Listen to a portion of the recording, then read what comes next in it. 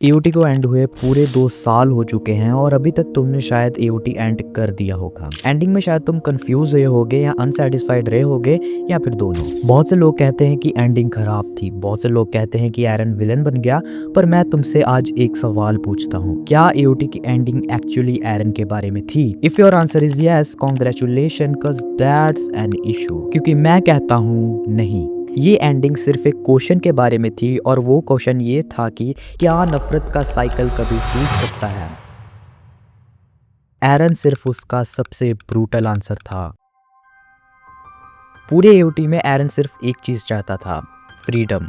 बल्कि वो पैदा होने से पहले से फ्रीडम चाहता था। You know what I am talking about. ये उसकी पूरी आइडेंटिटी थी, पूरी स्टोरी का ड्राइविंग फोर्स। पर यहाँ इशियामा ने कुछ ऐसा किया जो बहुत कम राइटर्स कर पाते हैं। उन्होंने दिखाया कि एरन को जो चीज सबसे ज्यादा चाहिए थी वो चीज कभी वहां थी ही नहीं। अटैक टाइटन की पावर की वजह से एरन अपना फ्यूचर पहले ही देख चुका था। वो जानता था कि क्या होगा, वो जानता था कि सब कैसे खत्म होगा, वो जानता था क्या कीमत चुकानी पड़ेगी। और फिर भी एट द एंड उसने वही चूज किया। क्यों? एक फिलोसोफर थे सार्ट्रे, उन्होंने कहा था that human is condemned to be free. इस एक लाइन का मतलब ये है कि फ्रीडम कोई गिफ्ट नहीं है, फ्रीडम एक बोझ है, क्योंकि हर चॉइस का पूरा वेट तुम्हारे ऊपर होता है। तुम एस्केप नहीं कर सकते अपनी डिसीजंस की रिस्पॉन्सिबिलिटी से। एरन ने यह सबसे डीपली समझा था और इसीलिए वो सबसे ज्यादा अकेला था। उसकी फ्रीडम सिर्फ एक इल्यूजन थी। वो पूरी स्टोरी का सबसे डिटरमिन्ड कैरेक्टर था और सबसे कम फ्री भी। एरन ने फ्रीडम के लिए सब कुछ किया और एंड में पता चला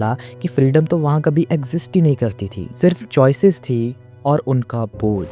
अब आगे बढ़ के बात करते हैं उस चीज की जो तुम्हें सबसे ज्यादा अनकंफर्टेबल करती है, द रंबलिंग। एरन ने दुनिया की 80% पॉपुलेशन वाइप आउट कर दी, यानी ही मर्डर्ड देम। ये इस वीडियो का सबसे डेवास्टेटिंग पार्ट है। मैं इसको जस्टिस कहता अगर मैं एक एज एरन फैन बात कर रहा होता, बट ये जस्टिस तो बिल्कुल नहीं थी, क्योंकि यहाँ स्टोरी एक ऐसा सवाल पूछती है जिसका जवाब पॉसिबल ही नहीं था। एक आर्ग्यूमेंट कहता है एरन सही था, अगर वो ये सब ना करता तो पैराडाइज के लोग मारे जाते, उसके पास और कोई चॉइस ही नहीं थी। दूसरा आर्ग्यूमेंट कहता है हर वो इंसान जो मरा उसकी भी फैमिली थी, सपने थे, जिंदगी थी, कोई भी आउटकम इतनी कीमत जस्टिफाई नहीं कर सकता। पर पर्सनली मुझे ये लगता है कि दोनों साइड्स ने बहुत सफर किया और दोनों ही सही थी अपनी अपनी जगह। और यहीं पर द गोट राइटर इशियामा की भी राइटिंग ब्रिलियंट हो जाती है, क्योंकि उन्होंने हमें इन दोनों आर्ग्यूमेंट्स के साथ रहने दिया। मतलब उन्होंने दोनों को करेक्ट नहीं कहा और दोनों को ही गलत नहीं कहा। साइमल्टेनियसली उन्होंने हमारे लिए कुछ रिजॉल्व नहीं किया, बल्कि उन्होंने ऑडियंस को अनकंफर्टेबल ही रहने दिया। क्योंकि कुछ चॉइसेस ऐसी होती हैं जहां हर ऑप्शन गलत होता है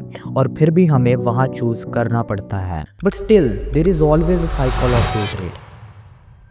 एरन येगर ने ये सब कुछ किया, खुद भी मरा और पैराडाइज भी बचा। पर उसके बाद क्या हुआ? पैराडाइज फिर से वॉर में गया, नए नेशन बने, नए कॉन्फ्लिक्ट शुरू हुए, मतलब साइकिल फिर भी कंटिन्यू रहा। इस मोमेंट पे ऐसा फील होता है कि कुछ भी चेंज नहीं कर सकते। ये यहाँ पर इशियामा का सबसे क्रूर स्टेटमेंट है। इतना सब करने के बाद भी खुद को सैक्रिफाइस करके, मिलियंस को मार के, टाइटन्स की पावर हमेशा के लिए मिटा के, फिर भी हेट्रेड का साइकिल नहीं टूटा। क्योंकि ये साइकिल कभी टाइटन्स में था ही नहीं, ये साइकिल लोगों में ही था। नफरत एक ऐसी चीज है जो इनहेरिटेड होती है जनरेशन टू जनरेशन, और हम उसे अपनी आइडेंटिटी कहते हैं। नीचे ने एक चीज पूछी थी, अगर हिस्ट्री फॉरएवर रिपीट होती रहे, अगर हर साइकिल ऑफ वायलेंस सिर्फ अगले साइकिल का सीड बन जाए, तब क्या फिर भी तुम कोशिश करते रहोगे? एओटी इसका जवाब देता है, हाँ कोशिश करो। इसलिए नहीं कि कुछ काम करेगा, बल्कि इसलिए क्योंकि कोशिश करते रहना ही एक इंसान का सबसे ऑनेस्ट रिस्पॉन्स है एक इनह्यूमन प्रॉब्लम के लिए। और अब इतनी सारी बातें करने के बाद हम उस मोमेंट पर पहुंचते हैं जहां सब सोचते हैं कि ये क्यों हुआ।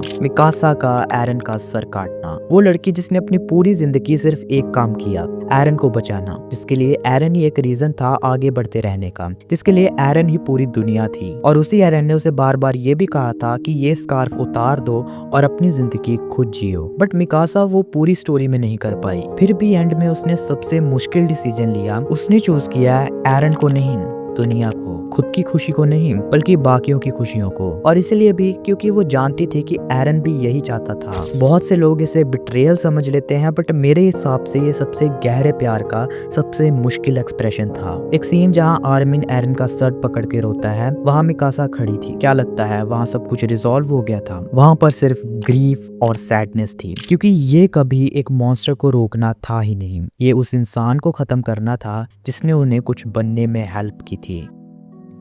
तो क्या अब इस सब टॉक के बाद एओटी की एंडिंग खराब थी? नहीं, ये काफी अनकंफर्टेबल थी। कामियस ने एक इंसान की कहानी लिखी थी, सिसिफस, जिसे एक भारी पत्थर को पकड़कर ऊपर पहाड़ी पर पुश करना होता था, जो कि बार बार गिरकर वापस आ जाता था हर बार। पर कामियस कहता है कि ये इंसान इसलिए नहीं टूटा क्योंकि उसके लिए मीनिंग पत्थर को ऊपर पहुंचाने में नहीं था, बल्कि उसे हमेशा पुश करते रहने में था। आर्मिन और बाकी लोग जानते हैं कि पीस हमेशा लास्ट नहीं करेगी, फिर भी वो उसे परस्यू करते हैं। क्या ये कोई बेवकूफी है? मेरे हिसाब से तो नहीं, क्योंकि यह सबसे ऑनेस्ट फॉर्म ऑफ करेज है। इसलिए तो मैं कहता हूँ कि कहानी का एंड हमेशा सेटिस्फाइंग होना जरूरी नहीं, बल्कि कहानी का एंड उसके मतलब में होना जरूरी है। बाकी अगर वीडियो अच्छी लगी हो तो लाइक, शेयर एंड सब्सक्राइब कर देना, और कमेंट्स में अपनी थ्योरी जरूर से बताना, मैं जरूर से पढ़ूंगा उन्हें एंड तुम्हें बताता रहूंगा। Also thank you for watching and see you letter.